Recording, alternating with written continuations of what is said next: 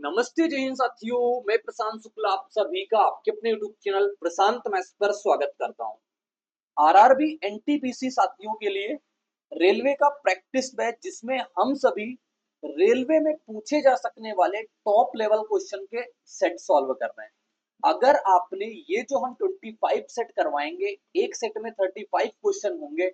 अगर आपने total 25 set पढ़ लिए तो इससे बाहर आप रेलवे का कोई भी एग्जाम देने जाओगे, आपको कोई भी क्वेश्चन नया देखने को नहीं मिलेगा।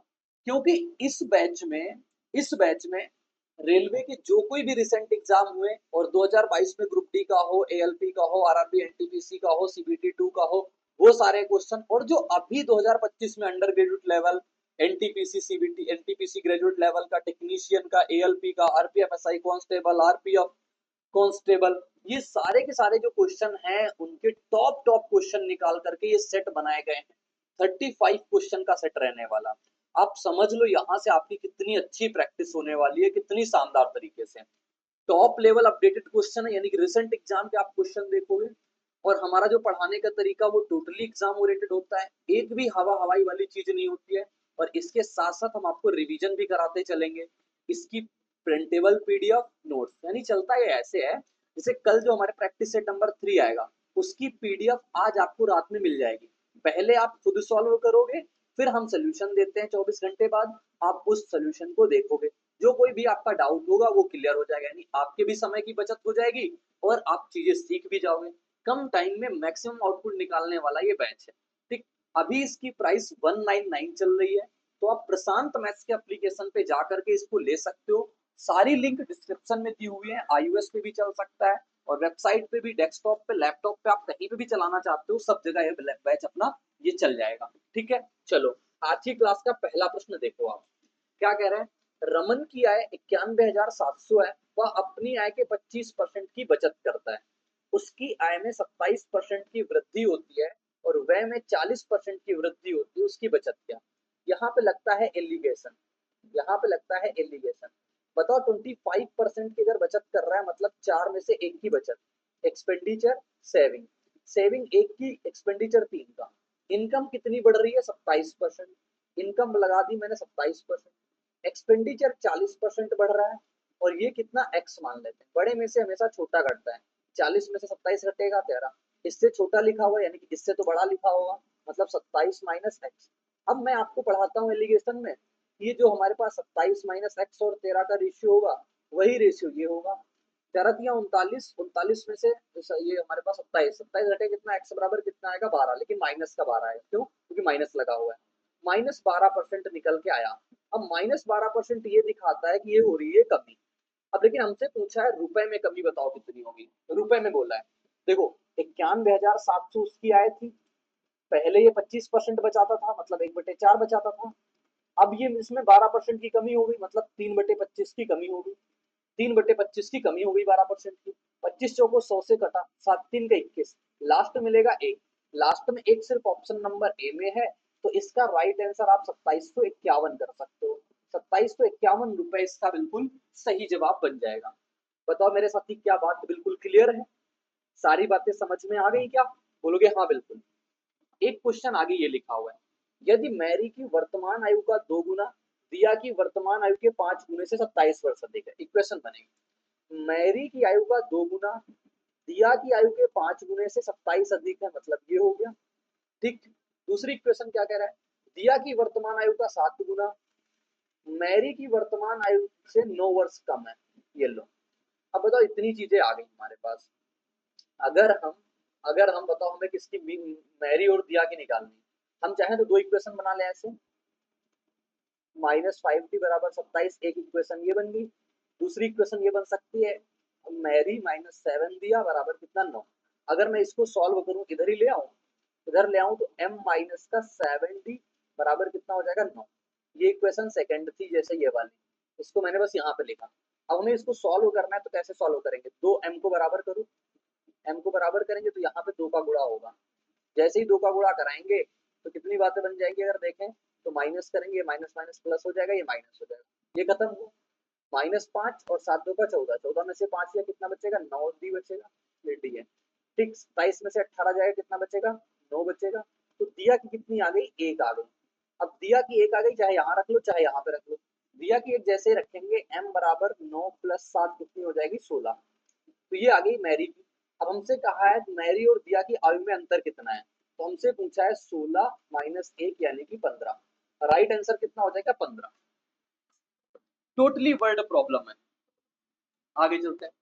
एक दुकानदार ने दशहरा उत्सव के दौरान 6000 में 3 वस्तुएं खरीदी। अच्छा, 3 खरीदे, एक मुफ्त पाए का ऑफर चला रहा है। और यदि यदि कोई व्यक्ति नगद में भुगतान करता है तो 600 का कैशबैक भी दिया जाता है। नगद में भुगतान करने वाले ग्राहक को दिया जाने वाला कुल छूट बताना। अच्छा बताओ, 6000 रुपए में 600 का कैशबैक मिल रहा है, तो डिस्काउंट कितना है, 600 बटे का 6000 यानी कि 1 बटे का 10 यानी कि 10%। 10% का एक डिस्काउंट ये हुआ। दूसरा कह रहा है 3 खरीदे एक मुफ्त पाए, तो यहाँ का डिस्काउंट परसेंट कल निकालना बताएगा। एक मुफ्त पाए, घर कितनी लेके आए, टोटल 4, तो कितना डिस्काउंट है, 25% का। अब 25% 10% का सक्सेसिव डिस्काउंट निकाल दो। सक्सेसिव डिस्काउंट क्या होता है, ए प्लस बी और माइनस का ए बी अपॉन 100। तो 25 + 10 माइनस का 25 गुणा 10 बटेगा कितना हो जाएगा, 100। यानी कि 35, 35 में से ढाई जाएगा तो ढाई बचेगा, तो 32.5%।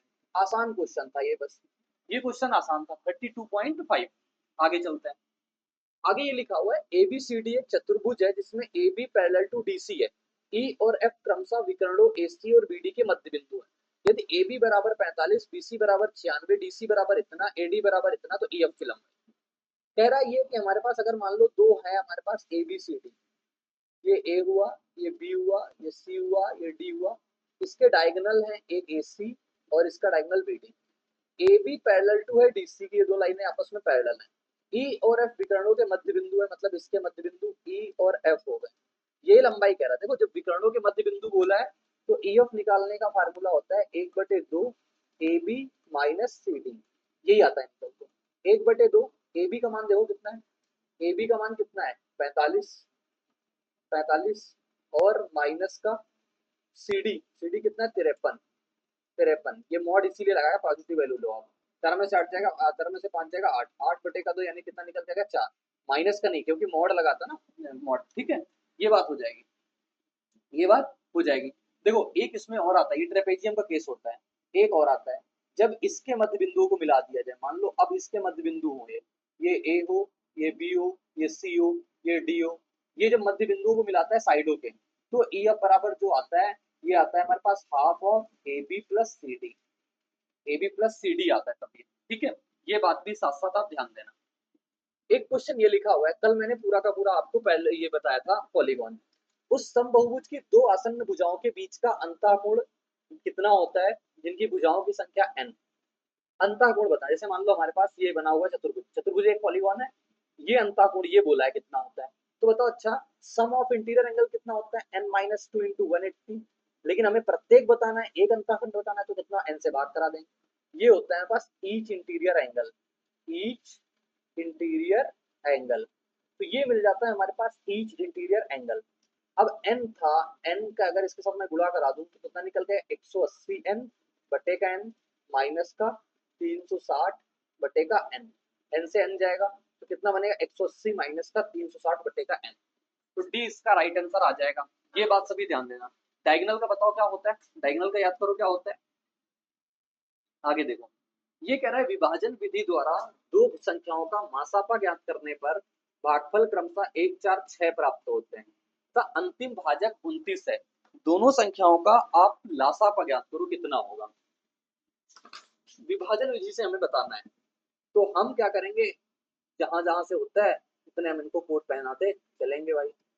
ये होता है ना, हमारे पास कितना 1, 4, 6, मतलब 1 मिल रहा है, 4 मिल रहा है, 6 मिल रहा है। लास्ट भाजक कितना है, 29। आपको पता है लास्ट जो होता है वही एस सी एफ होता है, वही क्या होता है, एस सी एफ होता है। आप इस क्वेश्चन को ऐसे भी कर सकते हो कि एस सी एफ अगर 29 है तो एलसीएम में एस सी एफ तो जरूर होता है, कोई नंबर 29 का मल्टीपल जरूर होगा, कोई नंबर 29 का मल्टीपल होगा, आप जरूर चेक कर सकते हो ये बात, ठीक। अब 29 छह का कितना हो जाएगा, 120, 120 में से 54 यानी कि 174 यहाँ पे आएगा निकल। अब आपको पता होता है ये जो 174 होता है वो यहाँ से आता है, 174 ये हो गया, 29 तो रिमाइंडर आ जाएगा। तो यहाँ वाला जो नंबर आएगा वो कितना निकल के आएगा, ये वाला नंबर। तो ये मान लेते हैं n है कोई, तो n बराबर कितना निकल के आएगा, 174 गुणा 4 प्लस का 29। ये कितना हो जाएगा 70 छह सौ अस्सी 696 में से हमारे पास 696 में से 9 जुड़ा 696 से 9 जुड़ेगा 705 20 725 ये निकल के आया पास 725। ठीक, ये नंबर 725 आया, ये नंबर भी 725 होगा। अब अच्छा एक बात और देखो, अगर 725 आया 725 25 से कटता है तो जो आंसर होगा वो 700 यानी कि 25 से जरूर कटेगा। 25 से कटने वाले लास्ट के 2 अंक होने चाहिए, यहाँ नहीं यहाँ नहीं है। उत्तर हम इसको ऐसे भी कर सकते हैं, दो तरीके से कर सकते हैं। अगर मान लो ये नंबर m है, इसको निकालना है m बराबर, तो कैसे लिखोगे 725 गुणा 1 प्लस 174, ये पूरा एग्जैक्ट नंबर निकल के आएगा। ठीक, एग्जैक्ट नंबर वो और एग्जैक्ट नंबर ये, यही दो नंबर होंगे, एक नंबर ये और एक नंबर ये। फिर आप इनका एलसीएम निकाल सकते हो। समझ में आई गई बात? क्वेश्चन को करने का तरीका अपने पास ये होता है, तो आप ये चीज को ध्यान देना। बात क्लियर है? कोई दिक्कत यहाँ तक, कोई समस्या यहाँ तक?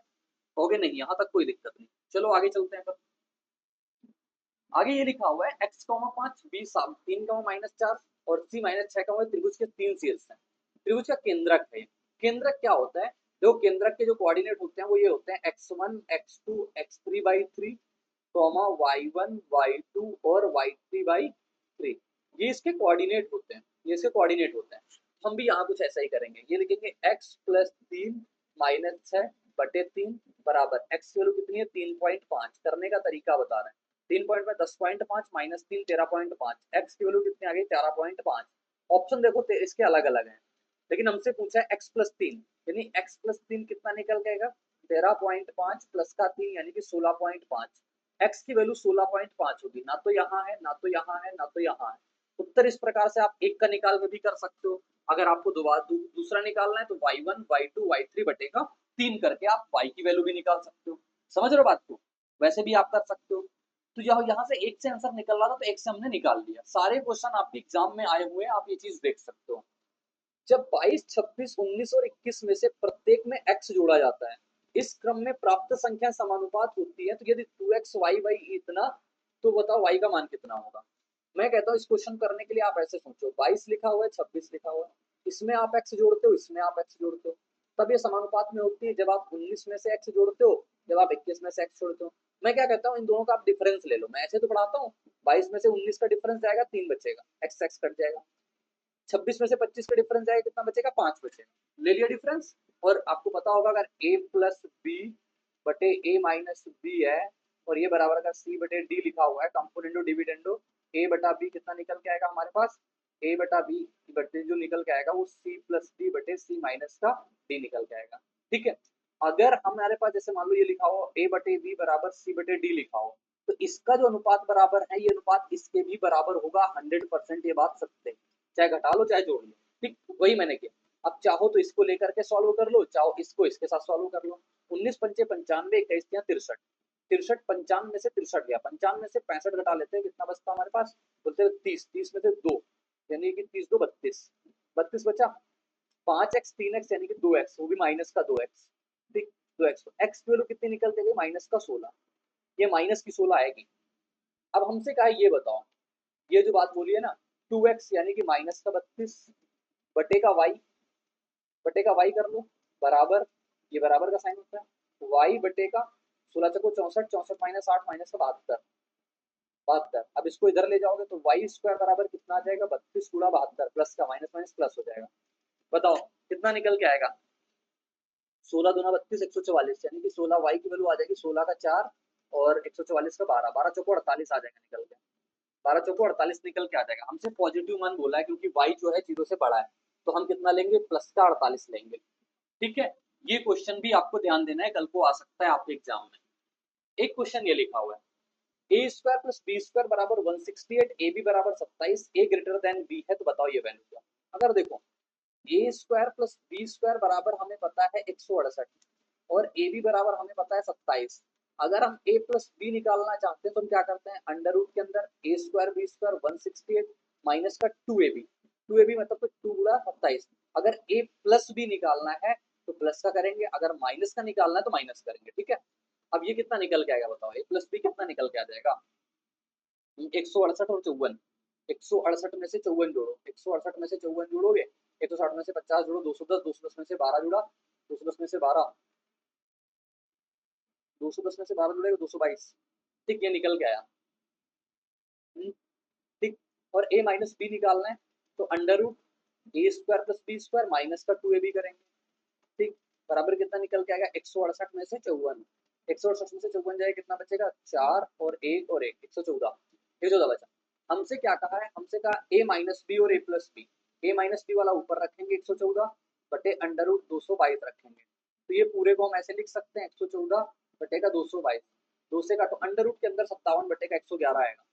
अंडर रूट के अंदर कितना निकल जाएगा 57 बटे का 111। ये क्वेश्चन था, ये क्वेश्चन था आपके लिए। ठीक है, आपको ये बात बस ध्यान देनी है। अगर a प्लस बी निकालना है under root a square plus b square plus का 2ab। ए माइनस बी निकालना है तो a square plus b square minus का 2ab। बस इतनी बात आपको क्लियर कट लेके चलनी है। आगे एक क्वेश्चन ये लिखा हुआ है हमारे पास, क्या कह रहा है, ये तीन संख्याओं ए बी सी का योगफल 5। तीन संख्याएं a प्लस बी प्लस सी का योगफल कितना है 5। एक समय पर दो संख्याओं गुणनफल का योगफल मतलब ए बी बी सी सी ए बराबर माइनस का 2 है, और ए बी सी तीनों को गुणनफल 3 है। हमसे कह रहा है ए cube B cube C cube, बताओ क्या होगा। आपको पता है ए cube B cube C cube minus 3ab बराबर होता है, जब हमारे पास ये वैल्यू पता है ए प्लस बी प्लस सी, यानी कि इसको लिखते हैं अगर ए प्लस बी प्लस सी होता है, और फिर हमारे पास ए प्लस बी प्लस सी का होल स्क्वायर माइनस का 3 गुना ए बी बी सी सी ए। ठीक, ये बात होती है। अब आप देखोगे तो ये हमारे पास ये आंसर, तो ये आंसर माइनस का 3, एबीसी की वैल्यू कितनी है 3, ए प्लस बी प्लस सी का मान कितना है 5, 5 के स्क्वायर कितना हो जाएगा 25, 3 A B B C C A minus का 2।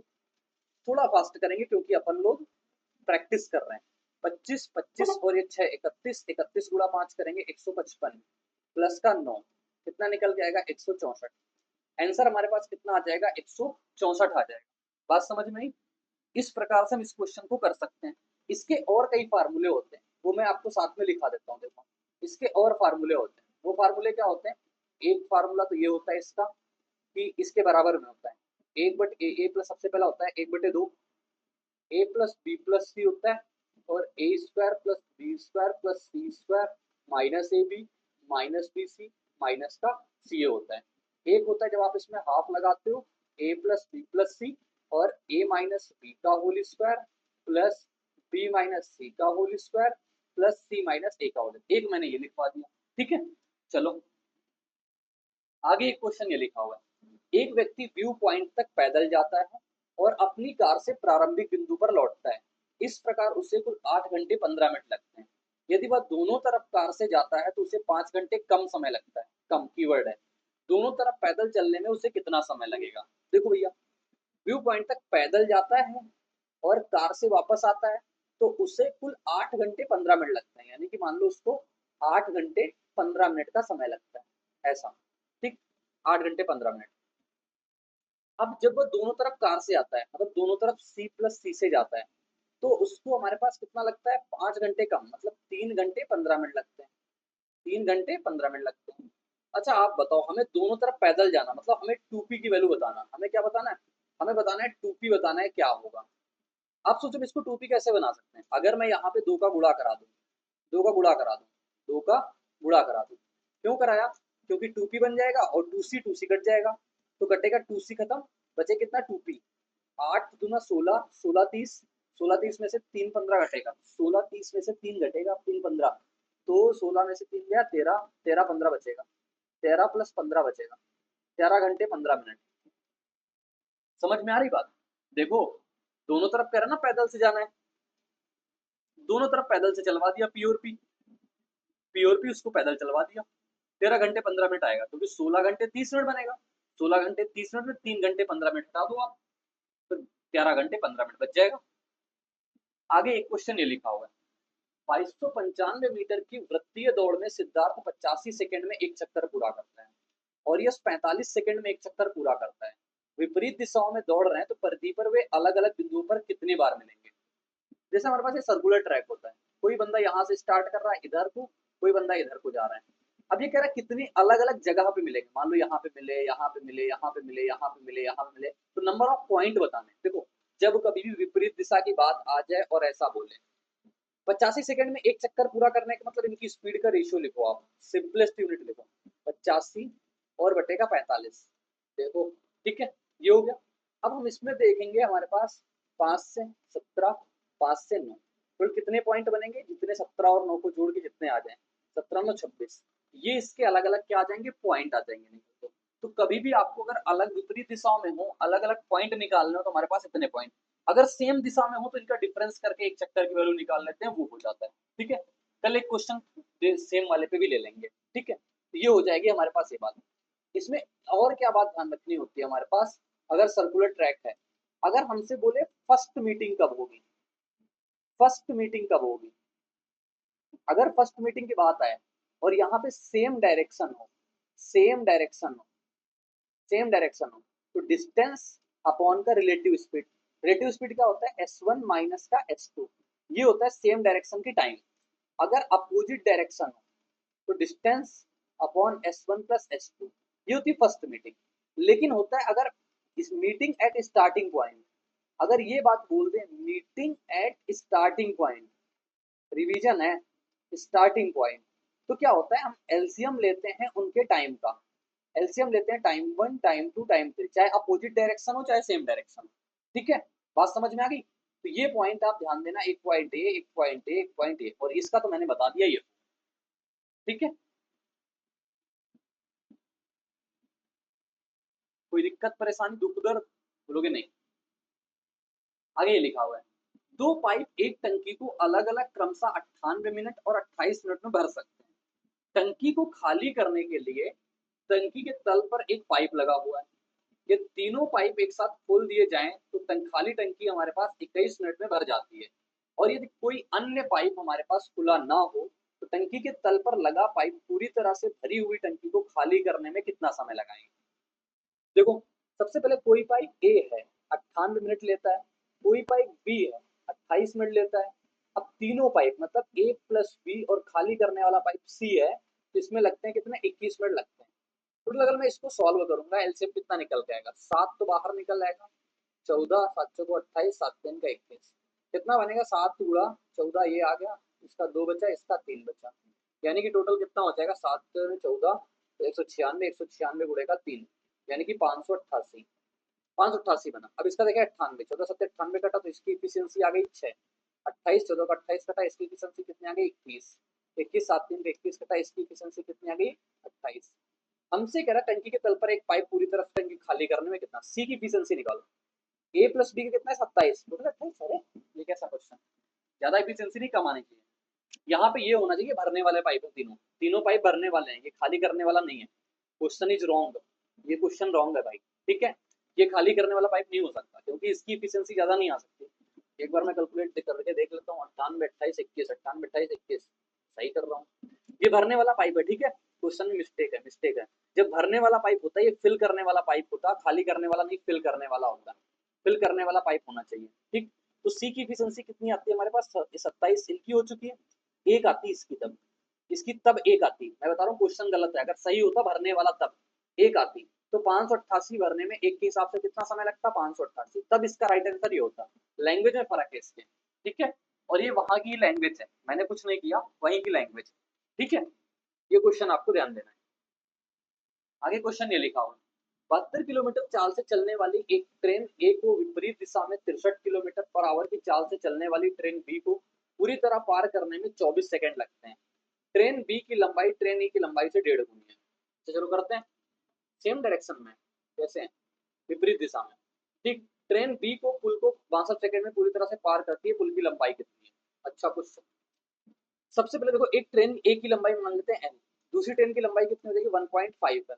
ठीक, इसकी स्पीड कितनी है 72 और इसकी स्पीड कितनी है 63, विपरीत दिशा में जोड़ेंगे, लेकिन ये किलोमीटर में है तो मीटर पर सेकंड बनाएंगे 5/18, कितना समय लगा इसको, 24 सेकंड लगते हैं ना, 24 सेकंड लग गए।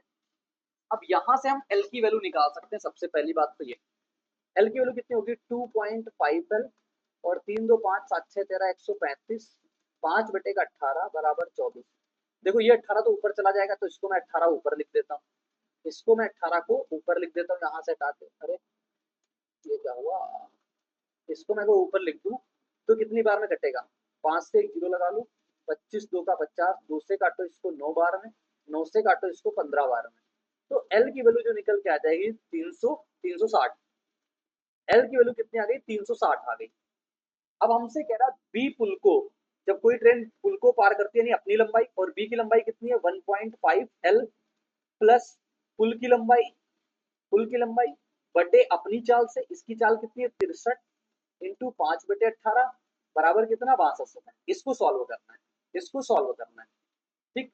अब 1.5 गुणा अगर हम 360 करेंगे तो पॉइंट से पॉइंट गए 15 3 45 450, 450 में से 90 जोड़ेंगे 540, ये निकल के आएगा 540 प्लस पुल की लंबाई 9 2 का 18, 9 से 63, 35 गुणे का 2 करोगे 31, कितना बनेगा हमारे पास 62 गुणा 35 बटे का 2 यानी 31, 31 आया।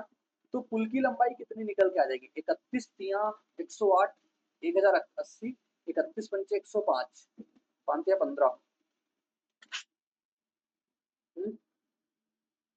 155 होता है ना, 5 8 5 13 और 2 1235, 1235 में से 540 घटा दो, 540 घटा दो, 5 गर्म 4 गया 9, 11 5 गया 6, ये तो 695 आ रहा है यार मेरा।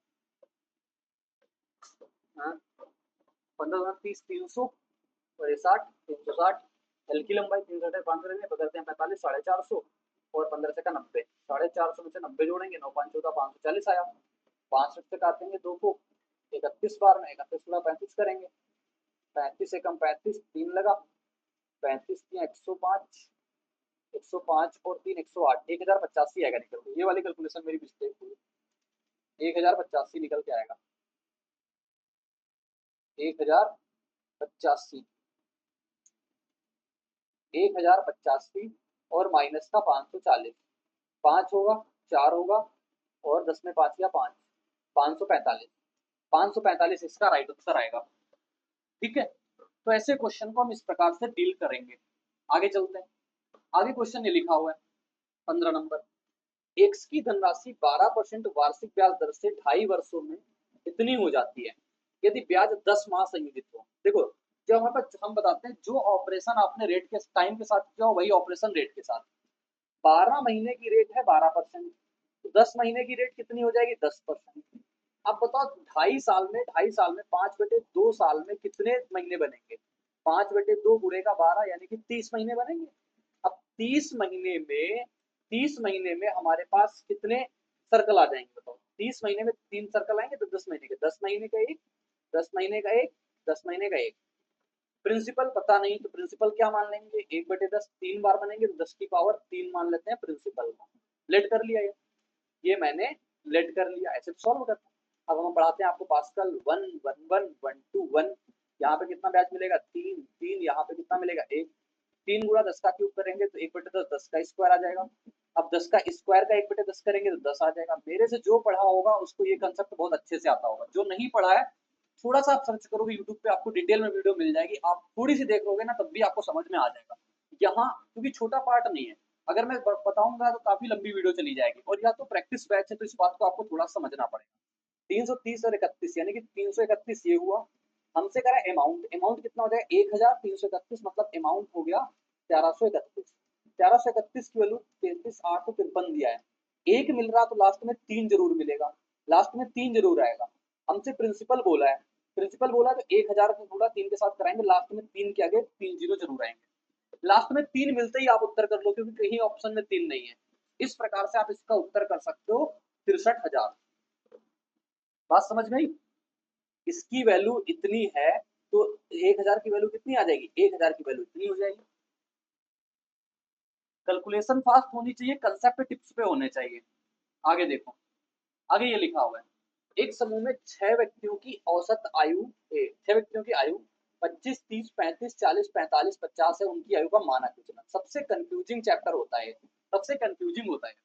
मानक विचलन मतलब स्टैंडर्ड डेविएशन। स्टैंडर्ड डेविएशन जो होता है ये आता है अंडर रूट का वेरियांस निकालो। तो आपका सबसे पहले तो जरूरी ये है कि आप वेरियांस कैसे निकालोगे। तो वेरियांस जो निकलता है ना, वेरियांस जो निकलता है हम उस पे काम करने चल रहे हैं। देखो, वेरियांस निकालने के लिए सबसे पहले हमें निकालना पड़ेगा मीन, सबसे पहले हमें निकालना पड़ेगा मीन। अब मीन निकालते हैं, मीन कैसा आएगा, सबको जोड़ो, 3 2 5 5 3 8 4 12 12 4 16 16 5 16 5 21 210 तो ये हुआ, 5 5 10 5 15 225 ये हुआ, 225 और टोटल संख्या कितनी है 3 3 6 6। तो ये आया हमारे पास क्या निकल के, मीन। मीन कितना निकल के आएगा, 3 से काटेंगे 2 बार में, 3 सत्ते ये 5, यानी कि 75/2 आया मीन निकल के। मीन तो ये आ गया। अब जब मीन आ जाता है तो हम निकालते हैं इसका सबसे पहले डिफरेंस। कैसे, 75/2 और माइनस का नंबर यानी कि 25, इसका स्क्वायर करेंगे, ठीक, जो भी आएगा। फिर 75/2 माइनस 30 करेंगे, इसका स्क्वायर।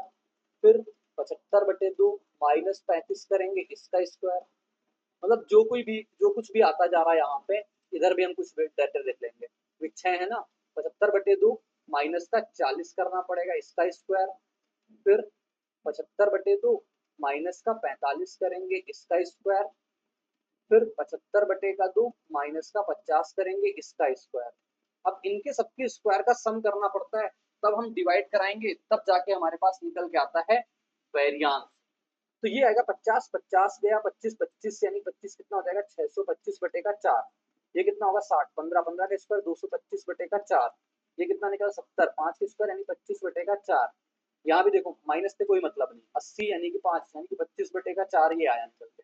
अगर मैं इसका करूंगा 90 यानी 15, 15 यानी कि 225/4, 100 यानी कि 25 यानी कि 625/4। अब मुझे सबको जोड़ना है, इन सबको जोड़ना है। 625 इसको सबको जोड़ो, कितना निकल के आएगा बताओ। 625, 625 1250, 1250 और ये 450, 12 4 16, 1600, 1600 1700 हो जाएगा ना, 1700, 1700 और 85, 1700, 1800, 1800 बटेगा 4।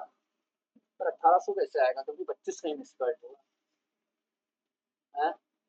देखो कितना क्या आ रहा था यार, 625, 625 1250 हुआ, 1250 ये हो जाएगा, 25 25 50 और हो जाएगा, और 225 225 450 और हो जाएगा हमारे पास।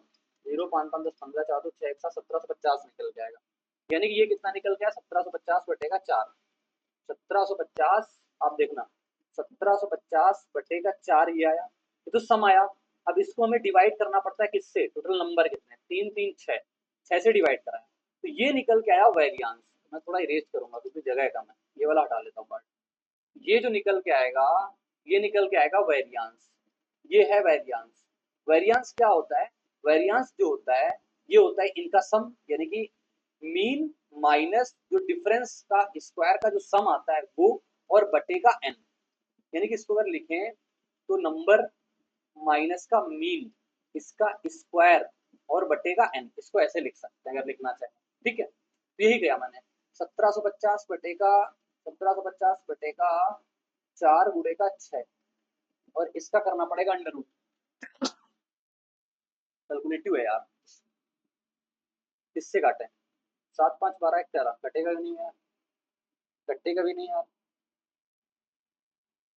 4 से काटे, 4 से काटते हैं, 4 चौको 16, 1 4 3 12, बचा कितना हमारे पास, 4 3 12, 3 4 7 28, 4 5 20। 6 से काटते हैं, देखते हैं क्योंकि अंडर रूट तो निकालना पड़ेगा अप्रोक्सीमेशन। 6 7 42,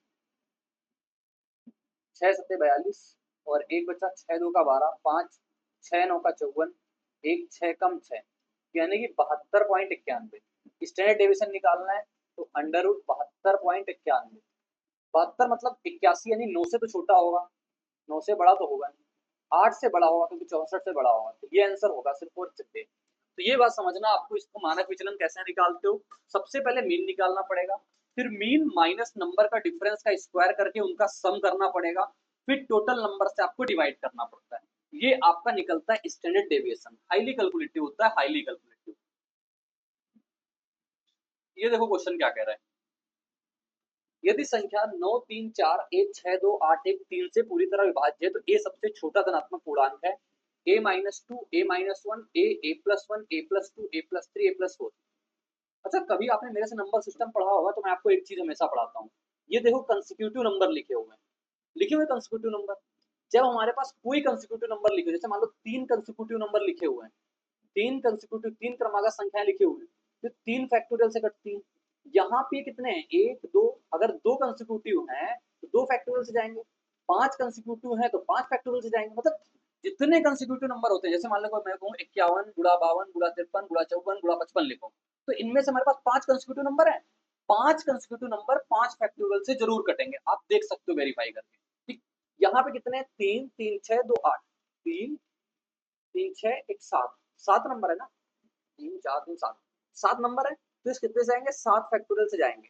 7 फैक्टोरियल से जाने का मतलब 7 गुणा 6 गुणा 5 गुणा 4 गुणा 3 गुणा 2 गुणा 1, नंबर हमारे पास 3 से कटना चाहिए। देखो किसका सम 3 का आ रहा है, अरे भाई सम में आ रहा है, ये तो बात पंगा हो गया। नंबर किससे, 5 से भी कटना चाहिए, ये तो नहीं होगा, ये हो सकता है। नंबर हमारे पास 7 से कटना चाहिए, सबसे बड़ी बात तो ये, 7 सत्ते 49, 7 2 का 14, ये 7 से कटेगा नहीं, 7 पना 35 कटेगा नहीं, उत्तर ये निकल के आ जाएगा। हमें और कुछ नहीं करना, हमें और इसको कुछ नहीं करना। आप चाहो तो एक की वैल्यू निकाल के तब रखो, तब कर सकते हो, वो तो सभी कर लेंगे। आपको जल्दी करना है, आप ऐसे सोच सकते हो ये बात, लेकिन आपको पता होनी चाहिए कि जितने क्रमागत संख्याएं होती हैं वो उतने फैक्टोरियल से कटती हैं। आगे लिखा हुआ, साल के पहले 3 महीनों में ललित की प्रति माह औसत कमाई 3796 थी। ठीक, अप्रैल में उसकी कमाई पहले 3 महीनों की औसत कमाई से 75% ज्यादा थी। पूरे वर्ष के लिए औसत कमाई 87,305 है, तो मई से दिसंबर तक ललित की औसत कमाई, वेटेड एवरेज लगेगा। पहले 3 महीनों में उसकी कमाई कितनी थी, 37,096। एक महीना जो मई वाला आया, मई में उसके औसत कमाई 50% ज्यादा थी, इससे 370 96 से 50% ज्यादा का मतलब 2 से 3 थी। 3 1 4, महीने कितने बचे, 8, कितनी हो गई एक्स, टोटल 12 महीनों की कितनी है इसकी, 87,305। अगर मैं इसको लिखूं, देखो हाईली कैलकुलेटिव है, लेकिन हमें करने का तरीका पता होना चाहिए। हम अगर इसको लिखना चाहें तो हम इसको ऐसे लिख सकते हैं, 3 गुणा 370 96 प्लस 1 गुणा 370 96 गुणा 3/2 और प्लस 8x और बराबर 12 गुणा 87,305। तो हाँ, बात आपकी सही है, बात मेरे साथ की बिल्कुल सही है। अब इसको अगर कैलकुलेट करना है तो हम इसको ऐसे लिखेंगे, 8x बराबर ये 12 गुना 87,305 और माइनस ये इधर आएगा, तो 37,096 अगर कॉमन ले लेंगे और 3 प्लस 3/2, 3 2 का 6, 3 9/2 आएगा, 9/2 निकल के आएगा। अब यार अगर मुझे कैलकुलेशन करानी हो, बड़ा पंगा है यार इससे कैलकुलेशन में, तो है ना पंगा। हाँ? 2 से काटें, 2 एक कम 2, 2 अट्ठे 16, 2 पंचे 10, 2 चौको 8, 2 अट्ठे 16। मैं सोच रहा हूँ इसमें डिजिट सम लगा दूं, क्यों, हमें x की वैल्यू ही तो चाहिए। अब इसमें डिजिट सम लगा देते हैं। अगर डिजिट सम लगाते हैं, देखो भाई बड़ा पंगा लग रहा है, देखो 0 9 अट्ठे 72, एक लॉजिक और लगा सकते हैं। क्या लॉजिक है, समझना मेरी बात, देखो साम दाम दंड भेद लगाने पड़ेंगे, अदरवाइज इतनी कैलकुलेशन करनी पड़ेगी। 12 पंचे 60, लास्ट मिलेगा 0, माइनस 9 अट्ठे 72, लास्ट मिलेगा 2, 10 में से 2 जाएगा, यानी कितना बचेगा लास्ट में, 8, लास्ट में 8 हैगा। अब 8 के पहाड़े में 8 किस में होता है, या तो 1 में होता है या तो 6 में होता है, क्योंकि सबके यूनिट रेट अलग अलग है। तो लास्ट में कितना मिलेगा, 1 मिलेगा। लास्ट में एक वाला ऑप्शन ये है, तो यही राइट आंसर होगा, ना कि ये होगा, ना कि ये होगा, ना कि ये होगा। 8 6 का 48 होता है, या 8 कम 8 होता है। हम इसको ऐसे कर सकते हैं, बाकी डिजिट सम भी लगा सकते हैं। डिजिट सम कैसे लगाएंगे, समझना बात को। देखो डिजिट सम कितना, 5 3 8 8 8 7 15, 15 कितना होगा 6, 8 6 14, 14 5, 5 या 15, 15 का मतलब 6 डिजिट सम यहाँ का आया। डिजिट सम कितना आया, 6, माइनस ये 9 का डिजिट सम तो 0 आएगा, यानी कितना निकल गया, 6/8 निकल के आएगा। 8 आता है तो ऊपर नीचे आपको 8 8 से गुणा कराना पड़ेगा। 8 6 का 48, 8 4 12, मतलब 3 डिजिट सम मिलना चाहिए, कितना, 3। 3 देखो डिजिट सम कहाँ पे, 1 2 3 9, ये तो होगा नहीं, यही होगा ना, क्योंकि 3 डिजिट सम इसी का है। यहाँ कितना है, 8 8 1 9, एक ही है, ये भी नहीं होगा। 9 4 1 5 1 6 डिजिट सम, यहाँ ये भी नहीं होगा। तो 9 5 1 6 1 7 7 नहीं होगा। तो ये इस प्रकार से आप इसका उत्तर कर सकते थे, चाहे डिजिट सम से कर लो, चाहे तो हमारे पास इसको यूनिट से कर लो, दोनों से आप इसके उत्तर कर सकते हो। अगर कैलकुलेशन करना चाहते हो तो वो भी करोगे, लेकिन 2.5 से 3 मिनट लग जाएंगे उसको करने में। आगे देखो, एक्स ने एम की धनराशि हमारे पास 10% तारण ब्याज पर 4 वर्ष के लिए निवेश करी। वाई ने एक्स से 2,000 रुपए अधिक की धनराशि 20% वार्षिक चक्रवृद्धि ब्याज दर पर 2 वर्ष के लिए निवेश की। एक्स और वाई द्वारा प्राप्त ब्याज का अनुपात क्रमशः इतना है, तो एक्स का निवेश ज्ञात करो। एम की धनराशि है 10% से 4 साल के लिए, मतलब कितना, 40%, कितना ब्याज मिलेगा, बटे वाई ने एक्स से 2000 रुपए अधिक, यानी कि इसने m प्लस 2000 लगाए होंगे। 20% वार्षिक यानी चक्रवृद्धि ब्याज दर 20% के हिसाब से 2 साल का चक्रवृद्धि कितना हो जाएगा हमारे पास, 20 40 44 44%। इस प्रकार से इसका ब्याज कितना आता है 10/33। परसेंट से परसेंट गया, 4 से 0 गया, 4 से 11 बार में गया, 11 से 3 बार में गया। 3m माइनस m यानी कि 2m बराबर कितना आ गया 2000। तो m की वैल्यू कितनी आ जाएगी 1000। उत्तर कितना बन जाएगा हमारे पास m। Find the investment of x यानी कि m की वैल्यू कितनी आ गई 1000। बस इतने फास्ट आप कर सकते हो। तो सारे रेलवे के एग्जाम में पूछे गए क्वेश्चन है, आप देख सकते हो सब में टैग लगा हुआ है। बार बार मुझे बोलने की आदत नहीं है कि मैं बार बार आपको बोलूं आधा टाइम उसमें वेस्ट करूं, बार बार प्रमोशन करूं उसमें टाइम वेस्ट करूं। इसीलिए शुरुआत में प्रमोशन करता हूं, लास्ट में प्रमोशन करता हूं। आप चाहो तो स्किप भी कर सकते हो उस प्रमोशन को, भाई जैसी आपकी मर्जी हो। ठीक है, बस इतना ही कहूंगा। बैच जो है ना क्वालिटी वाला है। अब जैसे ये लिखा हुआ है, जहां भी हम डेट सम लगा सकते हैं। देखो डेट सम लगा सकते हैं कैसे, 1/7 लिखा हुआ है, 1/7 लिखा हुआ है, या ऐसे भी कैलकुलेशन कर सकते हैं। नहीं चलो डेट सम ही लगाते हैं। 1/7 ये इसका डेट सम, इसका 2/5 2 7 1 8, इसका डेट सम 4/4 6 2 8 8 5 13 मतलब 4, इसका डेट सम 1/5, इसका डेट सम 1/5। अब जहाँ पे 7 है वहां पे 4 का गुणा करना पड़ेगा, तो 4 डेट सम इसका। अभी डेट सम की वीडियो डाली थी, देख लेना उसको। 8 8 से 8 2 का 16 मतलब कितना आ जाएगा 7, 4 मतलब 4 ही होगा, 7 से 1 आ जाएगा, 5 2 -2, ये तो ये खत्म। 7 4 11 1 12 मतलब 3 डेट सम आना चाहिए। 6 नहीं होगा, 8 14 5 नहीं होगा, 6 4 10 ये तो है ही नहीं। अच्छा ये दोनों माइनस के, ये दोनों माइनस, तो माइनस माइनस 4 हटा दो, 7 1 8 डेट सम आएगा। फिर 8 डेट सम आएगा, 8 कहाँ मिल रहा है 6 2 8 यहाँ पे मिल रहा है। अब देखो यही उत्तर आ जाएगा। अब मैं इसको आपको सॉल्व करता हूँ पूरी प्रॉपर। देखो ये क्या लिखा हुआ 1/25, 1/25 मतलब कितना हो जाएगा 4, 2/125। अगर 3 जीरो ऊपर लगाएंगे तो कितना हो जाएगा, अगर मैं यहीं पे लिखता हूँ 3 जीरो डेसिमल हटा के, 25 पंचे 125, 25 अट्ठे 200 यानी कि 16, 16 तो ये हो गया। प्लस अगर मैं यहाँ पे 4 जीरो लिखूँ, 4 जीरो लिखूँ तो 25 25 इतना, 25 चौको 100 यानी कि 400, 25 अट्ठे 200, 16 16 चौको 64, ये हो जाएगा 64। प्लस प्लस नहीं माइनस, 1/02 कितना हो जाएगा 2 आ जाएगा, माइनस 100 यानी कि कितना हो जाएगा 20 हो जाएगा। 20 हो गया, 64 4 68, 68 हो जाएगा, 68 तो ये हुआ। और ये कितना होगा माइनस का 22 6 यानी कि माइनस का 6, तो कितना निकल जाएगा 62। आप प्रॉपर भी कर सकते हो इसको, 62 आ जाएगा तब भी निकल के। डीड सम से भी कर सकते हो, डीएस डीएस से भी कर सकते हो। एक क्वेश्चन ये लिखा हुआ है, एक कक्षा में 50 विद्यार्थियों की औसत लंबाई 150 सेंटीमीटर है, उनमें से 5 जिसकी औसत लंबाई 146 सेंटीमीटर है कक्षा छोड़ देते हैं। 5 अन्य जिसकी औसत लंबाई 156 सेंटीमीटर है कक्षा में सम्मिलित हो जाते हैं। कक्षा में विद्यार्थियों की 9 औसत लंबाई बताओ। डेविएशन, डेविएशन इतने अच्छे से हम पढ़ाते हैं, आज ही आप सीख जाओगे कैसे। देखो उनमें से 5 जिनकी औसत लंबाई है कक्षा छोड़ रहे हैं, सबसे पहले छोड़ रहे हैं माइनस लगाएंगे। डिवीजन कितने का 150 सेंटीमीटर औसत थी, 146 के गए हैं, माइनस का 4 लेके गए, कितने लोग 5 लोग, कितना। अब अन्य 5 लोग आ रहे हैं यानी प्लस का आ रहे हैं, तो कितना 156, 150 थे 156 आ रहे हैं यानी प्लस का 6 लेकर के आ रहे हैं, कितने लोग 5 लोग। अब हमारे पास कह रहा है इसमें से कक्षा में व्यक्तियों की नई औसत लंबाई बताओ, कितने लोग हैं टोटल, 5 गए 5 है मतलब टोटल भी 50 लोग ही हैं, 85 लोग, क्योंकि 5 के 5 आ गए, बात तो बराबर। सॉल्व करेंगे 6 पंचे 30 और 20 माइनस माइनस प्लस यानी कि 50/50, यानी कि प्लस का एक डेविएशन बढ़ जाएगा। 150 था एक बढ़ जाएगा, कितना हो जाएगा 151। 150 था एक बढ़ जाएगा 151 हो जाएगा। एवरग्रीन क्वेश्चन है, आता ही आता है, ध्यान देना। अगला प्रश्न ये लिखा हुआ है,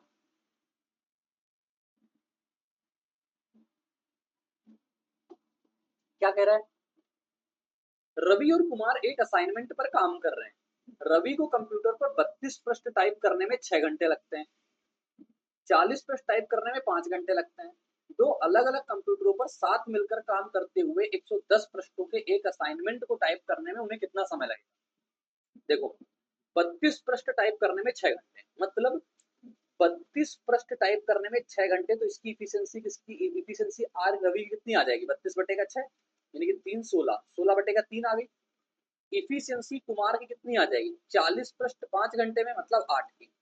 टोटल इफिशियंसी आर की और इफिशियंसी के की मिला कितनी आ जाएगी 16/3 प्लस का 8 मतलब 24, 24 10 34, 34 6 40, 40/3, ये इफिशियंसी आ गई।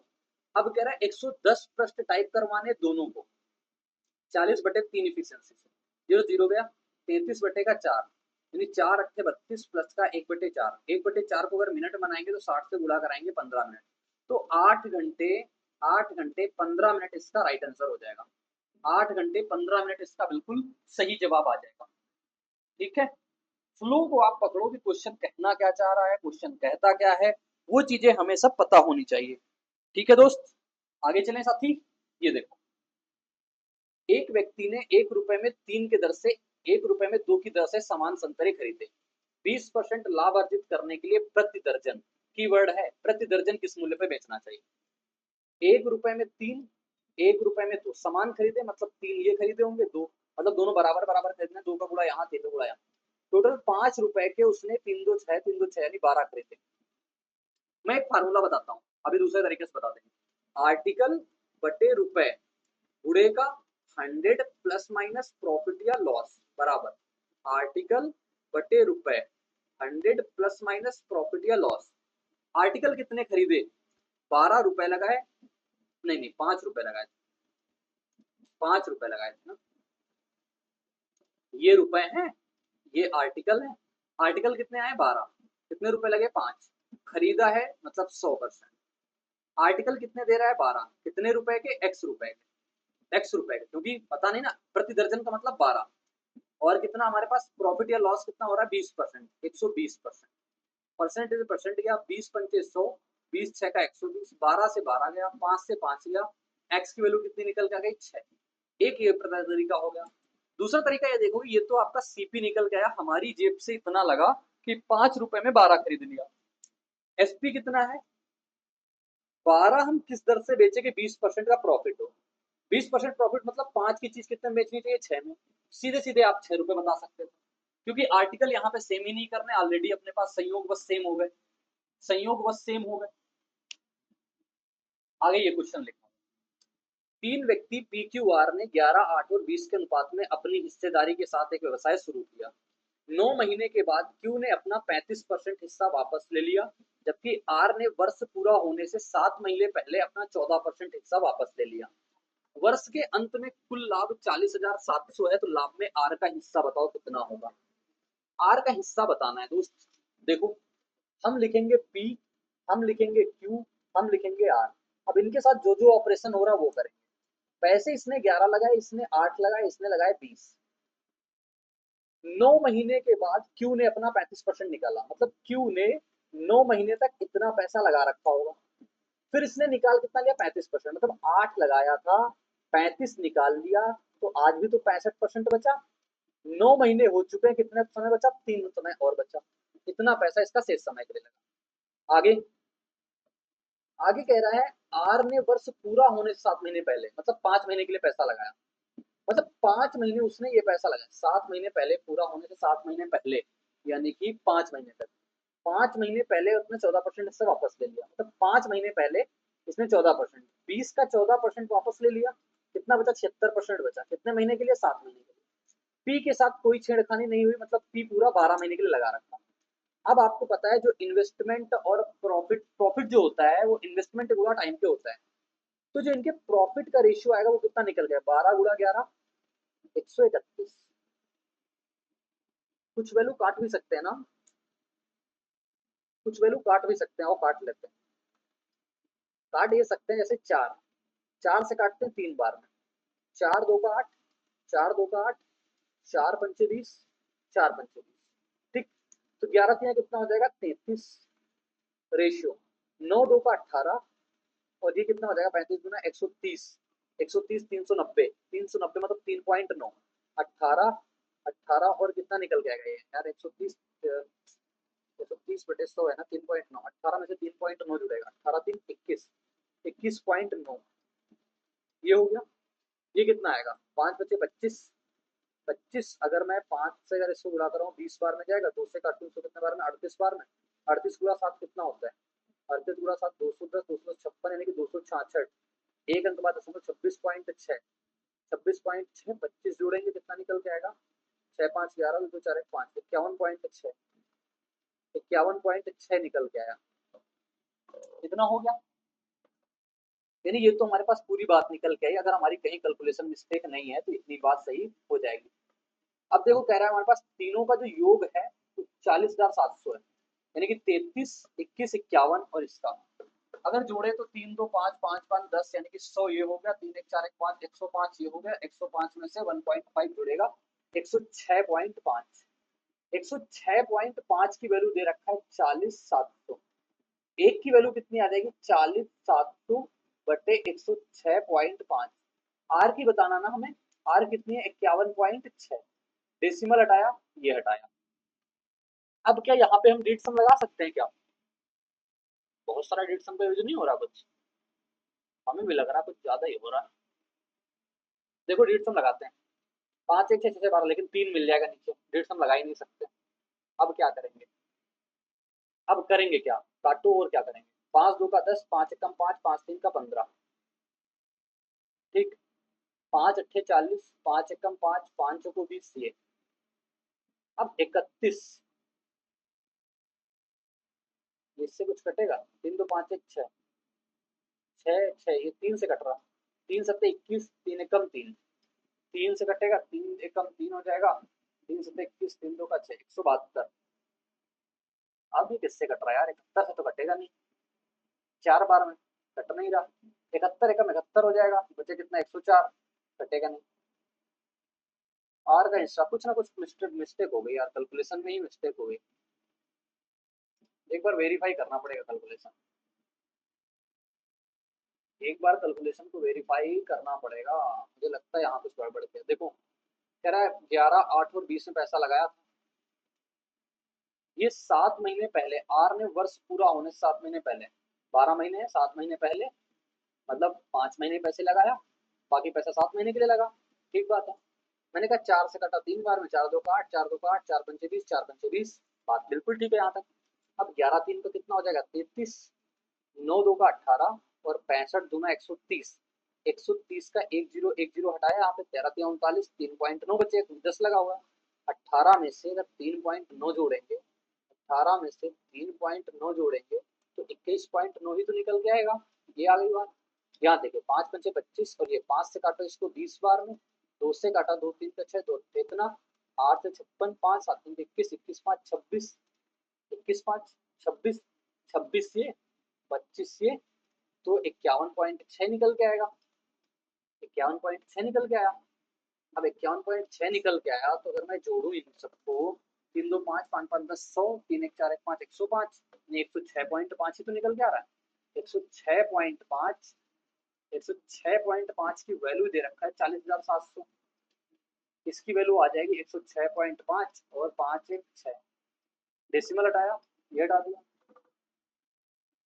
6 5 1 6 6 12 3, सॉल्व क्यों नहीं हो रहा भाई, अरे यार 14% हिस्सा वापस लिया है तो मैं 76 क्यों लिख रहा हूँ, गलती ये हो रही है। चलो कम से कम गलती पकड़ में आ गई, गलती पकड़ में, गलती यहाँ पे है, गलती और कहीं मैं पूरा ही लिखूंगा यार, दिमाग खराब हो गया। वो 14% को मैं कितना लिख रहा हूँ, बार बार 76 लिख रहा हूँ, मैं 24% काउंट कर रहा हूँ, तो गलत तो आएगा ना, तो गलत तो आएगा ना, तो सही कहाँ से आएगा। चलो देखो अब सही आ जाएगा, समय बर्बाद हो गया, बस इतना हो गया 5 6 मिनट का। 11 8 20, ये पूरे पैसे 12 महीने के लिए लगे हैं, ये पैसे 9 महीने के लिए लगे थे, फिर 8 का 65% और बटेगा 3 महीने के लिए, फिर 20 का 5 महीने के लिए यहाँ, इसका 86% और कितने महीने के लिए 7 महीने के लिए। काटा कूटी करें थे क्या, 4 से काटा तो 3 बार में, 4 से 2 बार में, 4 से 2 बार में, 4 पंचे 20, 4 पंचे 20, 5 से काट लो 20 बार में, 2 से काट लो 2 चौको 8, 2 3 6। अगर मैं सबका अब रेशियो लिखूं तो ये तो आएगा निकल के 33, ये 18, ये तो वही निकल गया ना 18, ये तो सही था, यानी कि 21.9 आया था ना, 21.9 आया था, 18 3.9, ठीक है। अब 25 ये हो गया, इसको सही से करना है यार, 7 चौको 28, 280, 21 यानी कि 1 8 2 10 और 301, यानी कि 30.1 ये 25 वो, तो 55.1 आएगा, 55.1 आया निकल के। अब जो उत्तर होगा 55.1 में आएगा। अब ये बात सही आई है मुझे लगता, अब ये करेंगे तो कितना आएगा, 55 21 33 55 88 88 और 21 88 22 है ना, ये पूरा 22 कर लेते हैं, 88 22 कितना हो जाएगा, 110 110 110 यूनिट की वैल्यू कितनी है, 40 700 है। तो हमारे पास बताना है एक यूनिट की वैल्यू 40 700 बटे 110 गुणा आर का बताना है 55.1, डेसिमल हटाएंगे 2 जीरो से ये गया हमारे पास, 11 3 33 11 77, लास्ट में मिलेगा 7 7 एकम 7, और 7 कहाँ पे, ऑप्शन नंबर ए में। ये हो जाएगा 20 387, 20 387 इसका राइट आंसर हो जाएगा। ठीक है, कैलकुलेशन मिस्टेक कर दी थी। अब देखो ये लिखा हुआ है, एक लंबवृत्तीय बेलन का आयतन 4851 वर्ग सेंटीमीटर है और इसका वक्र पृष्ठीय क्षेत्रफल 462 वर्ग सेंटीमीटर है। यदि इस बेलन को लंबाई के परितः एक आयत को 360 घुमाकर बेलन बनाया गया है तो इसका आयत का परिमाप क्या होगा, आयत का परिमाप कितना होगा। देखो लंबवृत्तीय बेलन का आयतन मतलब पाई आर स्क्वायर एच बराबर कितना है, 4851। वक्र पृष्ठीय क्षेत्रफल भी देख रखा है हमारे पास 2 पाई आर एच, ये कितना देखा 462। हम आर निकाल लेते हैं, इनका रेशियो निकाल लेते हैं, पाई से पाई काटा, आर से आर काटते हैं, एच से एच काटते हैं, दो से काटते हैं, दो दो का चार, दो तीन का छह, एक 231, इससे काटेंगे 231 कितने बार में जाएगा, दो बार में, 462 462 बचा कितना 23, 231 एक बार में गया। तो आर की वैल्यू कितनी निकल के आ गई 21। आर की वैल्यू अगर 21 आ गई तो हम एच की वैल्यू क्या निकाल सकते हैं, किसी एक इक्वेशन में रखते हैं। चलो मान लो यहाँ पे रखते हैं 2 पाई आर एच बराबर 462 था, यहाँ पे रखते हैं एच की वैल्यू कितनी आ जाएगी 462 बटे का 2 गुणा 22 बटे 7, आर की वैल्यू 21, 7 से काटा 3 बार में, 22 दूना 44, 22 से कम 22, 3 से काटा 7 बार में, कितनी आ गई 7 बटे का 2, 7 बटे का 2 इसकी एच आ गई। अब इसने कहा है जो मैंने बेलन बनाया है ना वो ऐसे बना है जैसे एक हमारे पास ये आयत है, आयत में लंबाई को, लंबाई ये वाली, इस लंबाई को मोड़कर बना दिया। जब मुड़ता है तो आपको ऐसे लंबाई के मोड़कर अगर बनेगा तो ऐसे बन जाएगा, निकल के आएगा इस प्रकार से, इस प्रकार से, इस प्रकार से बेलन बन जाएगा। मतलब जो इसकी बी है वो तो ये बी ही रहेगी, ठीक। जो इसकी ये एल है, एल क्या होगा, इसकी परिधि बन गई, मतलब इसकी 2 पाई आर, मतलब आप ये समझो जो इसकी 2 पाई आर है ये इसकी एल है, एल है। तो यहाँ पे 2 गुना 22 बटे का 7, आर कितनी है 21, 7 से काटा 3 बार में, 3 दो का 6, 21 6 का कितना होता है, ये 3 दो का 6 32 6 22 6 का 132, 132 निकल के आएगा इसकी लंबाई, एल तो आ गई 132, बी कितना आएगी इसकी हाइट, और इसकी हाइट कितनी है हमारे पास, इसकी हाइट है 7 बटे का 2 यानी कि 3.5, 3.5 ये आ गई। अब हमसे बोला है पेरीमीटर, पेरीमीटर क्या होता है 2 गुना एल प्लस बी होता है, तो 2 गुना 132 प्लस 3.5 करेंगे तो 13 264 ये, और 35 गुना 70 यानी कि 7 271 निकल के आएगा राइट आंसर। हम ऐसे भी देख सकते थे यहाँ से ज्यादा आ रहा है तो हमारे पास इतने छोटे आंसर तो होंगे नहीं, 271 इसका राइट आंसर हो जाएगा। अच्छा क्वेश्चन था। देखो इसको जब पकड़ा, इसको जब फोल्ड किया मैंने तो ये बन गई इसकी पूरी ये इसकी बन गई परिधि, यानी कि 2 पाई आर बन गई है। 2 पाई आर बराबर क्या हो गया, एल हो गया। ये बात समझना है। हाइट में तो कोई चेंज नहीं है, जितनी हाइट है उतनी हाइट है, ये बात थी। आगे एक क्वेश्चन ये लिखा हुआ है, ये 3 सेंटीमीटर त्रिज्या वाले एक अर्धगोले को एक घनाभ के अंदर फिट किया जाता है, फिर घनाभ के अंदर पानी भर दिया जाता है। घनाभ में मौजूद पानी की मात्रा क्या है, यानी आपको अगर पानी निकालना है तो पानी कैसे निकलेगा, सबसे पहले लिखना समझो। वैल्यूम, वैल्यूम किसका हो जाएगा, क्यूबॉइड का, इसमें माइनस कर दो, वैल्यूम किसका से ये हेमीस्फेयर, हेमी स्पेयर का। अब लेकिन क्यूबॉइड के लिए हमें पता करना पड़ेगा इसकी लेंथ ब्रीथ हाइट, वो कुछ दिया नहीं। जैसे मान लो ये हमारे पास एक क्यूबॉइड है, ये हमारे पास एक क्यूबॉइड है, माने क्यूबॉइड, इसमें हमें एक रखना है क्या, अर्धगोला रखना है।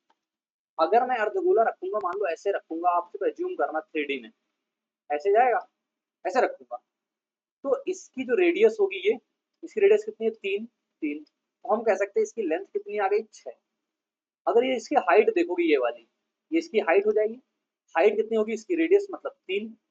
अगर इसकी ब्रीथ देखोगे ये, और ये ब्रीथ मतलब ये ऐसे हेमिस्फीयर होगा ना पूरा का पूरा, इसके अंदर अर्धगोला हेमिस्फीयर रखो 3D में, 3D में जिम करो तो ये भी कितना आ जाएगा हमारे पास 3 3 टोटल 6, टोटल 6 आ जाएगा, ठीक। टोटल 6 निकल के आएगा। हाँ 6 ही बन जाएगा, पूरा का पूरा हो जाएगा ना। अब बात क्लियर। वॉल्यूम ऑफ क्यूबॉइड कितना हो जाएगा, 6 गुणा 3 माइनस वैल्यूम ऑफ हेमिस्फीयर 2 गुणा 3, पाई की वैल्यू 3.12, आर क्यूब रखना है 3 गुणा 3 गुणा 3, 3 से काटा इसको, 6 जगह 36, 36 कितना हो जाएगा 108 माइनस 3 का 9 9 का 18, 18 36 54, 54 तो ये हो गया, फिर 54 ये हो गया हमारे पास, 18 एकम 18 180, 18 चौको 72, 18 चौको 72 यानी कि 2 8 15 1 1.52 है, यानी कि 55.52, 55.52 घटाएंगे लास्ट में मिलेगा 48, 48 सिर्फ एक ही ऑप्शन में था, उत्तर आ जाएगा हमारे पास सी, उत्तर आ जाएगा हमारे पास सी 51.48 है।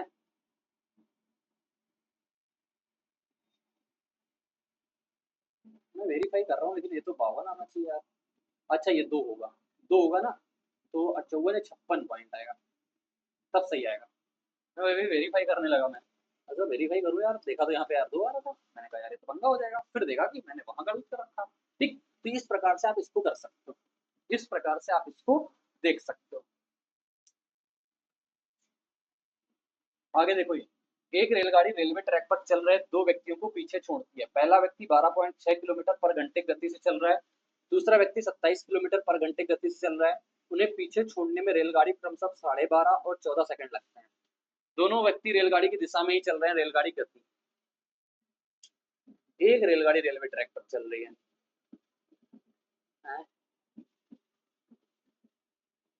चलो देखते हैं, अगर रेलवे ट्रैक पर चल रही तो एल बटे S one minus S two, यानी स्पीड इसकी एस वन माइनस पहला व्यक्ति 12.6, समय कितना लग रहा है 12.5, दूसरा व्यक्ति एल लंबाई, एल लंबाई एस वन माइनस का कितना 27, 27 बराबर समय कितना 14।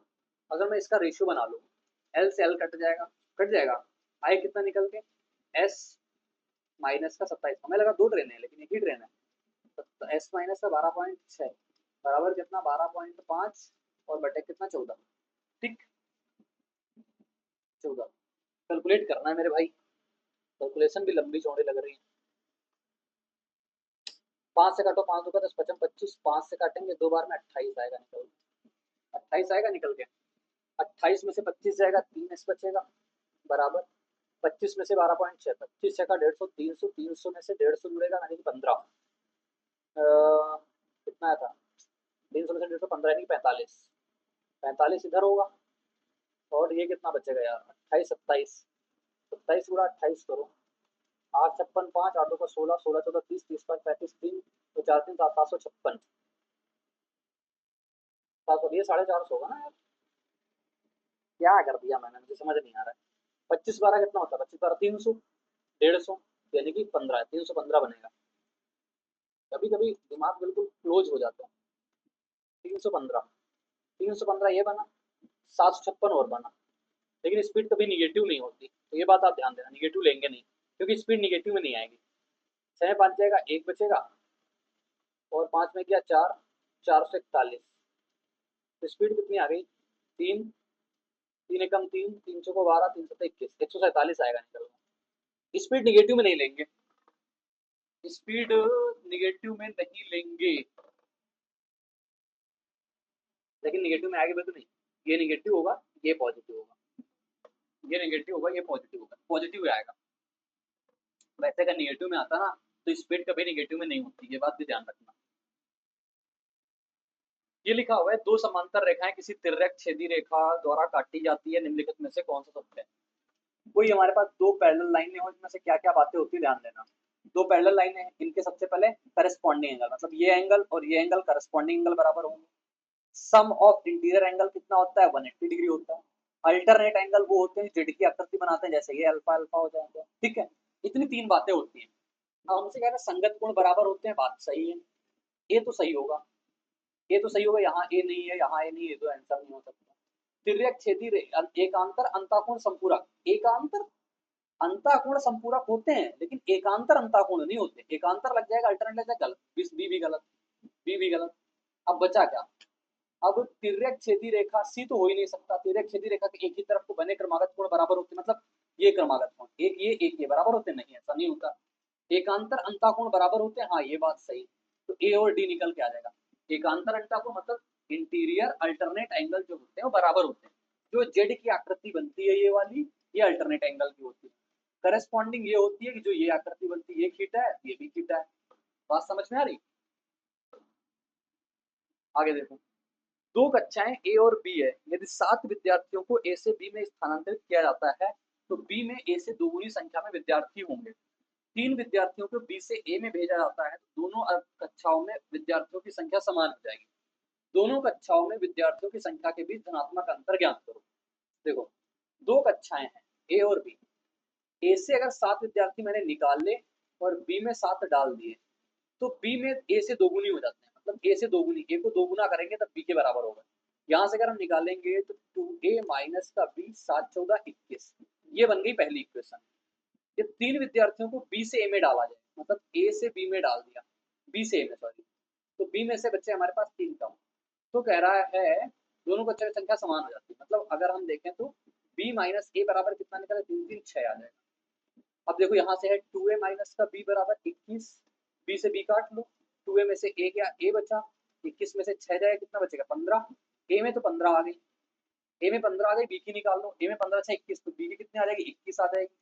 तो हमसे यही कह रहा है धनात्मक अंतर बताओ, 21 अरे अंतर तो यही आ गया था, हमने ये पता ही नहीं क्यों किया, 6 आ जाएगा इसका अंतर बोला है, तो ये हो जाएगा इसका राइट आंसर। देखो हमसे बोला है मूल, और जैसे ऑप्शन दिख रहे हैं, ऑप्शन दिख रहा है तो ये तो समझ में आ रहा है कि हमारे पास ऐसा नॉर्मली तो नहीं बनेगा, धराचार्य ही लगाना पड़ेगा, धराचार्य जी ही को लगाना पड़ेगा। धराचार्य क्या होता है, minus B plus minus under root B square minus 4ac upon का 2a, ये होता है। माइनस बी रखोगे तो प्लस का 7, एक तरफ प्लस ले लो, पहले मैं प्लस वाला सॉल्व कर रहा हूँ, ठीक है। फिर बी स्क्वायर मतलब 7 के स्क्वायर 49 माइनस 4 12 बटे कितना आ जाएगा हमारे पास 2a यानी कि 3, तो 7 प्लस अंडर रूट 37 बटेगा 6, 7 प्लस अंडर रूट 37 बटेगा 6 बटेगा 6, उत्तर बी। एक निकाल लो, दूसरा निकालने की जरूरत ही नहीं, माइनस लगा देना दूसरा निकल जाएगा, माइनस लगा देना दूसरा निकल जाएगा, ठीक है। ये लिखा हुआ है आसान सा क्वेश्चन, एक संलग्न रेखा में एल एम के समांतर है 2x प्लस वाई का मान ज्ञात करो। 105 ये है, ये हमारे पास कितना होगा 105, 105 ये होगा तो ये कितना हो जाएगा 75, क्योंकि संगत कोण से बराबर हुआ, ये 75 हुआ, ये अगर 60 है तो ये एंगल भी कितना होगा 60, अगर ये 60 हुआ तो ये कितना हो जाएगा 120। बात क्लियर? क्लियर। 2x से बोला 2 गुणा 105 2 गुणा 75 प्लस का y यानी कि 120, डेढ़ तो 120 कितना हो जाएगा 270। आगे क्वेश्चन ये लिखा हुआ है, क्या कह रहा है देखो, हमसे कह रहा है एक ठोस बेलन की ऊंचाई 30 सेंटीमीटर है, उसके आधार का व्यास 10 सेंटीमीटर है, 5 सेंटीमीटर त्रिज्या और 12 सेंटीमीटर ऊंचाई वाले दो शंक्वाकार छिद्रों को ड्रिल करके बाहर निकाला जाता है। शेष ठोस का पृष्ठीय क्षेत्रफल बताओ, सरफेस एरिया बताना है क्या होगा। आप देखना भाई, हमारे पास कोई ये है सिलेंडर, रेडियस कितनी इसकी 10 है यानी 5, 5 रेडियस मतलब सेम, ये 5 वाला मैंने ड्रिल किया, मतलब एक इधर से ड्रिल कर दिया, ये एक इधर से ड्रिल कर दिया यानी कि ये, और इसकी हाइट कितनी ले ली, इसकी हाइट कितनी ले ली 12, और ये 5। अच्छा आप बताओ, अगर जैसे मैंने इसको ड्रिल करके निकाल दिया तो आकृति कैसी बनेगी, कुछ जब ड्रिल करके निकाला तो ये आकृति कुछ ऐसी बन जाएगी, हो गया हाँ ऐसी बन जाएगी। अब इस आकृति का हमें बताना है सरफेस एरिया, तो इसमें क्या क्या होगा बताओ, इसमें होगा वक्र पृष्ठ किसका, सिलेंडर का, सिलेंडर का सी एस ए होगा, और प्लस सी एस ए होगा किसका, कोन का, ये वाला बात होगा ना। देखो जब इसको पेंट करोगे तो पेंट आप तो यहाँ यहाँ पे करोगे, यहाँ यहाँ पे करोगे, यहाँ यहाँ पे करोगे, यहाँ यहाँ पे करोगे, तो ये हो जाएगा हमारे पास 2 पाई आर एच और पाई आर एल, पता चलिए 5 है 12 है, एल कितना आ जाएगा 13, तो 2 गुना 22, 22 तो रखना नहीं यार, पाई कॉमन ले लो, फिर तो पाई कॉमन लो, 2 आर, आर के लो कितनी हो जाएगी 10, और एच कितना है, एच कितना है इसका 30, प्लस का आर एल 5, 5 13 5 65, 365, उत्तर ही नहीं।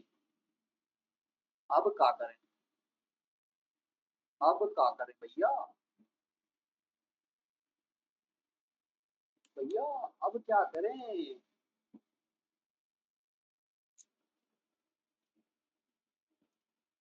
हाँ,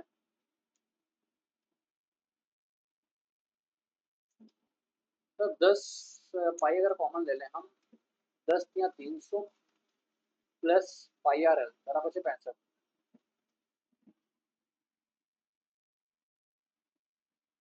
365 पाई।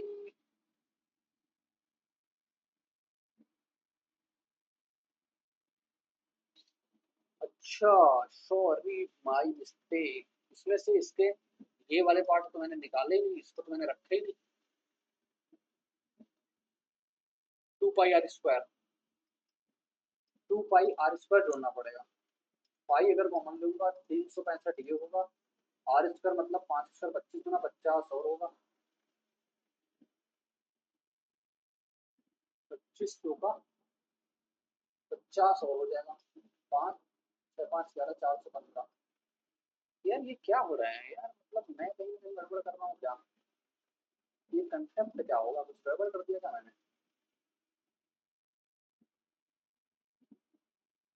देखो ये तो कहना चाह रहा है, एक ठोस बेलन की ऊंचाई 30 सेंटीमीटर, उसके आधार का व्यास 10 सेंटीमीटर है, 5 सेंटीमीटर त्रिज्या, 12 5 12 13 होता है। ठीक है। अरे अच्छा, 2 पाई आर एल भाई, मैंने तो एक ही जोड़ा, उधर वाला पाई आर एल मैंने जोड़ा ही नहीं। पता नहीं कहाँ से दिमाग लगा रहा हूँ। 2 पाई आर एच और प्लस का 2 पाई आर एल होगा। तो 2 पाई कॉमन ले लो, 2 पाई आर भी कॉमन ले सकते हो, और एच प्लस एल ये हो जाएगा बस। ठीक है। ये नहीं होगा, ये मुझे लगा ये भी हो सकता है क्या, लेकिन वो नहीं होगा क्योंकि वो तो बाहर निकल गया। तो आर 500 का 10, 10 पाई ये हो जाएगा। एच कितना है, 30 प्लस 13, 30 13 33, 43 मतलब 430 पाई तब निकल के आएगा। मैं भी छोटी छोटी मिस्टेक करता रहता हूँ। ये लिखा हुआ है, एक नाव की धारा के प्रतिकूल 59.54 किलोमीटर जाने में 18 मिनट लगते हैं।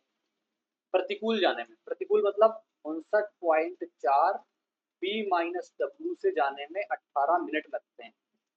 घंटे में बना दिया, 6 से काटा 3 बार में, पॉइंट 3 होगा, जीरो हटा दो, पॉइंट हटा के पॉइंट पे डाल दिया, 9 4 13 5 18, 3 से काट लो, 3 एकम 3, 3 9 का 27, 3 8 24, बी माइनस डब्ल्यू की वैल्यू आ गई 198। ठीक। स्थिर जल में नाव की गति धारा की गति का अनुपात कितना है? ठीक, नाव की गति धारा गति, नाव और धारा के प्रतिकूल, नाव को धारा के प्रतिकूल, प्रतिकूल जाना है 29.3, प्रतिकूल जाने में क्या होगा, 3 में से 2 गया, एक, 1 यूनिट देखो इसमें से हमारे पास क्या है, 198, मतलब 3 2 1 1 यूनिट कर लो, 198 मतलब 198, प्लस अनुकूल जाना है 51.5, बी प्लस डब्ल्यू मतलब 5, 1 यूनिट की वैल्यू इतना, 5 यूनिट की वैल्यू 198। क्यों? क्योंकि अगर यहाँ पे रखोगे 3 के माइनस का 2 के बराबर 198, तो के वैल्यू 98 आएगी, तो वही के मान लो। ठीक। 5 से काटे, 5 एकम 5, 5 3 का 15, 10.3 जोड़ेंगे कितना आएगा, 39.6/198, 19 2 का 38.2, .2 राइट आंसर हो जाएगा। .2 इसका करेक्ट जवाब बन जाएगा। बी मैंने डब्ल्यू निकाला, रेस की इसकी स्पीड की कंपेयर कर दी। ये लिखा हुआ है, एक पेड़ के शिखर का उन्नयन कोण उस पेड़ से 300 मीटर दूर जमीन पर स्थित एक बिंदु से 30 डिग्री है। जब पेड़ बड़ा होता है तो उसी बिंदु से उसका उन्नयन कोण 60 डिग्री हो जाता है। पेड़ कितना बड़ा हुआ, जैसे मान लो एक पेड़ है, ये 30 डिग्री है और ये डिस्टेंस 300 है। पेड़ बड़ा हो रहा है, कुछ कुछ कुछ कुछ ऐसे बड़ा हो रहा है, बड़ा हुआ पेड़। अब यहाँ से यहाँ तक का जो इसका उन्नयन कोण हो गया 60 डिग्री होगा। तो कह रहा बताओ इसकी पेड़ कितना बड़ा हुआ, ये वाला बताना है।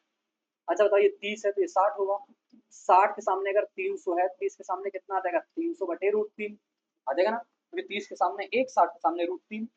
अब अगर हमारे पास 60 के, अब देखो यहाँ होगा 30, 30 के सामने 300, ये टोटल कितना हो जाएगा, 300√3। अब ये निकालना है कुछ कुछ कुछ वाला, एच निकालना है, तो एच बराबर कितना आ जाएगा, 300√3 माइनस का 300/√3। आप 300 कॉमन ले लो, 3 में से क्या होगा, 2 2/√3। अब √3 आया, रेशनलाइज करा दो √3 और √3, 3 से काटो कितनी बार में, 100 बार में, तो कितना आ जाएगा, 200√3 उत्तर निकल के आएगा। 200√3 जवाब आएगा ऑप्शन नंबर सी पे। ऑप्शन सी पे लिखा हुआ है 200√3। समझ में आ गई बात? ज्यादा बड़ी क्लास जाती ना। चक्रवृद्धि ब्याज पर एक धनराशि 2 वर्ष में इतना, 3 वर्ष में इतना, तो ब्याज प्रतिवर्ष ब्याज कितना, देखो कोई राशि पी है, 2 साल में कितना हो रही, 5290। मैं तीसरी क्वेश्चन रखा था, काफी लोग कमेंट करने लगे, 35 रखो, 35 रखो। मुझे पता था क्लास बहुत लंबी हो जाती है, ठीक है कोई बात नहीं, चलो 35 कर लेंगे, कोई दिक्कत नहीं। ये 1 साल का ब्याज होगा। 1 साल में कितना आएगा? 1 साल में कितना ब्याज मिलेगा? 5290 से 60, यानी कि 800 इधर, 800 इधर हो जाएगा, और 7 उधर, 807, 807, 807.5, 807 नहीं, 806.5, 806.5 आया। अब रेट परसेंट निकालनी है, किस पे मिला होगा? 806.5 बटे का 5 2 9, 0 गुड़ेगा 100, डेसिमल हटाएंगे, 0 लगाएंगे, 2 0 लास्ट में आएगा 5, लास्ट में 5 सिर्फ एक ही जगह है, 9 × 45। अच्छा ये भी है, नहीं 3 तो नहीं आएगा, 9 2 11 11 5 16, 3 तो आएगा नहीं, उत्तर 15 ही आएगा। अगर देखें काट के देखें, काट के देखें, 529 से कम 529, 71 इधर बचा, 71 इधर बचा, 6 का तो 70, 70 और 70 और 200, 200 5 बार में चला जाएगा, हाँ ठीक है 15 आ जाएगा, 15% बन जाएगा। टोटल 35 क्वेश्चन कर दिए। क्लास कैसी लगी बताना मेरे दोस्त। ऐसी टॉप क्लास से टॉप क्वेश्चन सारी चीजें देखने के लिए आप कमेंट जरूर करना। और ये अपना रेलवे का प्रैक्टिस बैच है। आप सभी को वीडियो कैसी लगी, कंटेंट तो उससे समझ में आ गया होगा आप सभी को। तो आप अगर इंटरेस्टेड हो, आप भी चाहते हो सीबीटी 2 में अच्छे मार्क्स लाना, कॉन्फिडेंस पीक पे रखना, हर एक चीजें समझना, तो आप इस बैच को परचेज कर सकते हो। ये बैच आपको 199 में अभी भी मिल रहा है, अभी भी 199 में, इतने रिजनेबल प्राइस पे। 35 क्वेश्चन एक सेट में, टोटल 25 क्वेश्चन। आप काउंट कर लो कितने नंबर ऑफ क्वेश्चन हम कराने वाले हैं इस पे, कितने नंबर ऑफ क्वेश्चन कराने वाले हैं। साथ साथ में मैं आपको और भी चीजें प्रोवाइड कराता रहूंगा। मेरे दोस्त कम समय में इतनी चीजें ही की जा सकती हैं बस, बाकी क्योंकि रेलवे का एग्जाम जो काफी पास में है, इतना ही करा देंगे यही बहुत हो जाएगा। 10 सेट के बाद आपका लेवल पूरा, अच्छे अच्छे क्वेश्चन 10 सेट में गुजर जाएंगे, 10 सेट में सारे अच्छे क्वेश्चन गुजर जाएंगे। इतने कोई बहुत सैकड़ों क्वेश्चन थोड़ी ना है कि बहुत सारे क्वेश्चन हो जाएंगे अच्छे अच्छे। 35 आज करा दिए, 30 कल करा दिए, 65 क्वेश्चन तो अच्छे अच्छे हो गए, बाकी और करते रहेंगे। तो मिलेंगे नेक्स्ट वीडियो में इसी स्टार उमंग के साथ, तो बने रहना मेरे साथ। बाय बाय, जय हिंद, टेक केयर, धन्यवाद।